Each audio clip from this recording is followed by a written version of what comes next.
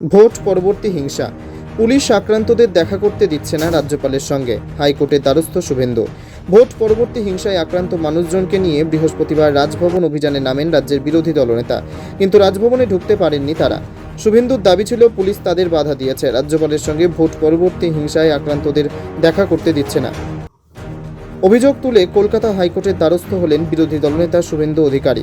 মামলা দায়ের করার অনুমতি দিয়েছেন বিচারপতি অমৃতা সিংহ। দুপুর 2টোয় এই মামলার শুনানির সম্ভাবনা রয়েছে। ভোট পরবর্তী হিংসায় আক্রান্ত মানুষজনকে নিয়ে বৃহস্পতিবার রাজভবন অভিযানে নামেন রাজ্যের বিরোধী দলনেতা। রাজ্যপালের কাছে অভিযোগ জানানোর কথা ছিল তাদের, যদিও শেষ পর্যন্ত রাজভবনের ভেতরে ঢুকতে পারেননি তারা। শুভেন্দুর দাবি ছিল পুলিশ তাদের বাধা দিয়েছে, সে কারণে দীর্ঘ সময় অপেক্ষার পরেও ফিরে যেতে বাধ্য হন তারা। বিজেপি নেতা আরও দাবি করেন, দেশের যখন জরুরি অবস্থা জারি ছিল তখনও এই রকম ঘটনা ঘটেনি। মুখ্যমন্ত্রী মমতা বন্দ্যোপাধ্যায়ের ফ্যাসিবাদী রূপ প্রকাশ্যে এসেছে বলেও তিনি মন্তব্য করেন। তিনি এবং আক্রান্তরা শুক্রবার হাইকোর্টের দ্বারস্থ হবেন।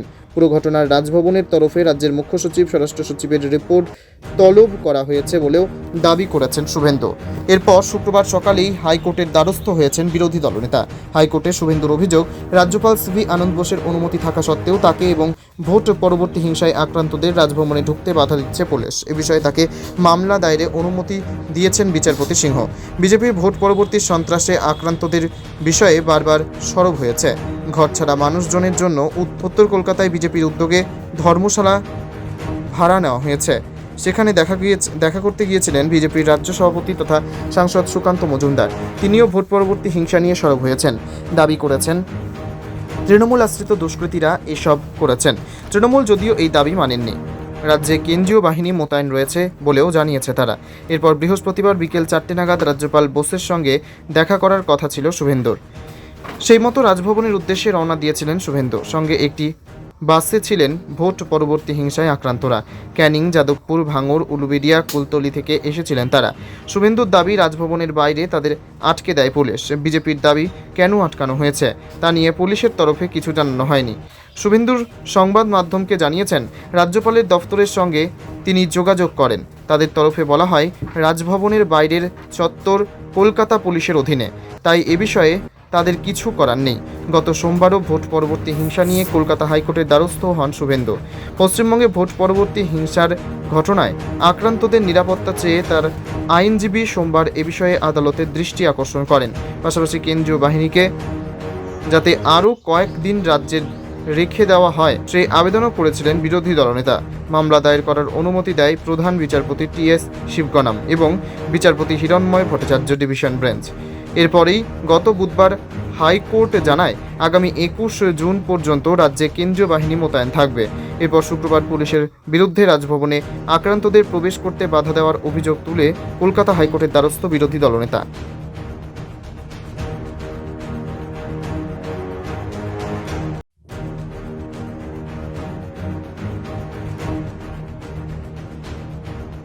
Only 50 meters from Palpara railway station and 1.5 kilometer from National Highway, Palishuri Supermarket Complex, the largest market complex in Nadia district. 1, 2, 3, 4 BHK flats starting from 11.99 lakhs. Instant bank loan. Book now. Vote পরবর্তী হিংসা, police আক্রান্তদের দেখা করতে দিচ্ছে না রাজ্যপালের সঙ্গে, হাইকোর্টের দ্বারস্থ শুভেন্দু। ভোট পরবর্তী হিংসায় আক্রান্ত মানুষজনকে নিয়ে বৃহস্পতিবার রাজভবন অভিযানে নামেন রাজ্যের বিরোধী দলনেতা, কিন্তু রাজভবনে ঢুকতে পারেননি তারা। শুভেন্দুর দাবি ছিল পুলিশ তাদের বাধা দিয়েছে, রাজ্যপালের সঙ্গে ভোট পরবর্তী হিংসায় আক্রান্তদের দেখা করতে দিচ্ছে না। অভিযোগ তুলে কলকাতা হাইকোর্টের দ্বারস্থ হলেন বিরোধী দলনেতা শুভেন্দু অধিকারী। মামলা দায়ের করার অনুমতি দিয়েছেন বিচারপতি অমৃতা সিংহ। দুপুর 2টোয় এই মামলার শুনানির সম্ভাবনা রয়েছে। ভোট পরবর্তী হিংসায় আক্রান্ত মানুষজনকে নিয়ে বৃহস্পতিবার রাজভবন অভিযানে নামেন রাজ্যের বিরোধী দলনেতা। রাজ্যপালের কাছে অভিযোগ জানানোর কথা ছিল তাদের, যদিও শেষ পর্যন্ত রাজভবনের ভেতরে ঢুকতে পারেননি তারা। শুভেন্দুর দাবি ছিল পুলিশ তাদের বাধা দিয়েছে, সে কারণে দীর্ঘ সময় অপেক্ষার পরেও ফিরে যেতে বাধ্য হন তারা। বিজেপি নেতা আরও দাবি করেন, দেশের যখন জরুরি অবস্থা জারি ছিল তখনও এই রকম ঘটনা ঘটেনি। মুখ্যমন্ত্রী মমতা বন্দ্যোপাধ্যায়ের ফ্যাসিবাদী রূপ প্রকাশ্যে এসেছে বলেও তিনি মন্তব্য করেন। তিনি এবং আক্রান্তরা শুক্রবার হাইকোর্টের দ্বারস্থ হবেন। পুরো ঘটনার রাজভবনের তরফে রাজ্যের মুখ্য সচিব, স্বরাষ্ট্র সচিবের রিপোর্ট তলব করা হয়েছে বলেও দাবি করেছেন শুভেন্দু। এরপর শুক্রবার সকালেই হাইকোর্টের দ্বারস্থ হয়েছেন বিরোধী দলনেতা। হাইকোর্টে শুভেন্দুর অভিযোগ, রাজ্যপাল সিভি আনন্দ বোসের অনুমতি থাকা সত্ত্বেও তাকে এবং ভোট পরবর্তী হিংসায় আক্রান্তদের রাজভবনে ঢুকতে বাধা দিচ্ছে পুলিশ। এ বিষয়ে তাকে মামলা দায়েরে অনুমতি দিয়েছেন বিচারপতি সিংহ। বিজেপির ভোট পরবর্তী সন্ত্রাসে আক্রান্তদের বিষয়ে বারবার সরব হয়েছে। ঘরছাড়া মানুষজনের জন্য উত্তর কলকাতায় বিজেপির উদ্যোগে ধর্মশালা ভাড়া নেওয়া হয়েছে। সেখানে দেখা করতে গিয়েছিলেন বিজেপির রাজ্য সভাপতি তথা সাংসদ সুকান্ত মজুমদার। তিনিও ভোট পরবর্তী হিংসা নিয়ে সরব হয়েছেন। দাবি করেছেন তৃণমূল আশ্রিত দুষ্কৃতীরা এসব করেছেন। তৃণমূল যদিও এই দাবি মানেননি। রাজ্যে কেন্দ্রীয় বাহিনী মোতায়েন রয়েছে বলেও জানিয়েছে তারা। এরপর বৃহস্পতিবার বিকেল 4টে নাগাদ রাজ্যপাল বোসের সঙ্গে দেখা করার কথা ছিল শুভেন্দুর। সেই মতো রাজভবনের উদ্দেশ্যে রওনা দিয়েছিলেন শুভেন্দু। সঙ্গে একটি বাসে ছিলেন ভোট পরবর্তী হিংসায় আক্রান্তরা। ক্যানিং, যাদবপুর, ভাঙড়, উলুবেড়িয়া, কুলতলি থেকে এসেছিলেন তারা। শুভেন্দুর দাবি, রাজভবনের বাইরে তাদের আটকে দেয় পুলিশ। বিজেপির দাবি, কেন আটকানো হয়েছে তা নিয়ে পুলিশের তরফে কিছু জানানো হয়নি। শুভেন্দুর সংবাদ মাধ্যমকে জানিয়েছেন, রাজ্যপালের দফতরের সঙ্গে তিনি যোগাযোগ করেন। তাদের তরফে বলা হয়, রাজভবনের বাইরের চত্বর কলকাতা পুলিশের অধীনে, তাই এ বিষয়ে তাদের কিছু করার নেই। গত সোমবারও ভোট পরবর্তী হিংসা নিয়ে কলকাতা হাইকোর্টের দ্বারস্থ হন শুভেন্দু। পশ্চিমবঙ্গে ভোট পরবর্তী হিংসার ঘটনায় আক্রান্তদের নিরাপত্তা চেয়ে তার আইনজীবী সোমবার এ বিষয়ে আদালতের দৃষ্টি আকর্ষণ করেন। পাশাপাশি কেন্দ্রীয় বাহিনীকে যাতে আরও কয়েকদিন রাজ্যের রেখে দেওয়া হয় সেই আবেদনও করেছিলেন বিরোধী দলনেতা। মামলা দায়ের করার অনুমতি দেয় প্রধান বিচারপতি টি.এস. শিবগণম এবং বিচারপতি হিরণময় ভট্টাচার্য ডিভিশন বেঞ্চ। এরপরেই গত বুধবার হাইকোর্ট জানায়, আগামী 21 জুন পর্যন্ত রাজ্যে কেন্দ্রীয় বাহিনী মোতায়েন থাকবে। এরপর শুক্রবার পুলিশের বিরুদ্ধে রাজভবনে আক্রান্তদের প্রবেশ করতে বাধা দেওয়ার অভিযোগ তুলে কলকাতা হাইকোর্টের দ্বারস্থ বিরোধী দলনেতা।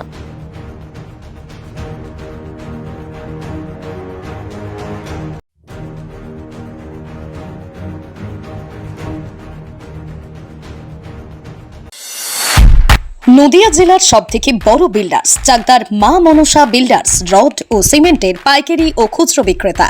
মা মনসা বিল্ডার্স, পদ্মবিলা, চাকদা, নদিয়া। রড কেনাকাটায় থাকছে ডিসকাউন্ট অফার। মা মনসা বিল্ডার্স। নদিয়ার সবথেকে বড় English medium school JRS public school, প্রায় 35 বিঘা জমির ওপর গড়ে উঠেছে বিশাল ক্যাম্পাস। নার্সারি থেকে শুরু করে উচ্চ মাধ্যমিক, ITI college, law college, B Ed college, ভর্তি চলছে। JRS public. আপনি কোথায় ইনভেস্ট করবেন, কেন করবেন বুঝতে পারছেন না তো?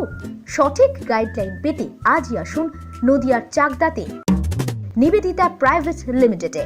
Nivedita private limited, marketing and distribution service. Balcony বা সিঁড়ির রেলিং, মডিউলার কিচেন বা ড্রয়িং রুম, এক কথায় আপনার স্বপ্নের বাড়িকে করে তুলুন আরো সুন্দর।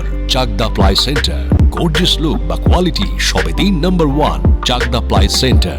Chakda ply centre, KBM, Chakda, Nadia. হোমওয়ার্কটা করেছো? হ্যাঁ স্যার। এ বাবা, ভুল করেছো কেন? চোখে কেমন ঝাপসা দেখছি, লিখতে আর পড়তে খুব সমস্যা হচ্ছে। চাকদার মডার্ন অপটিক্স থেকে ভালো চোখের ডাক্তার দেখিয়ে নাও। প্রতিদিন প্রকৃত চোখের ডাক্তার ও দৃষ্টি বিশেষজ্ঞ মডার্ন অপটিক্স, চাকদহে। স্যামসাং, জিও, রিয়েলমি, নদিয়ার একমাত্র অথরাইজড ডিস্ট্রিবিউটর ঘোষ কমিউনিকেশন, থানার মোড়, চাকদা, নদিয়া।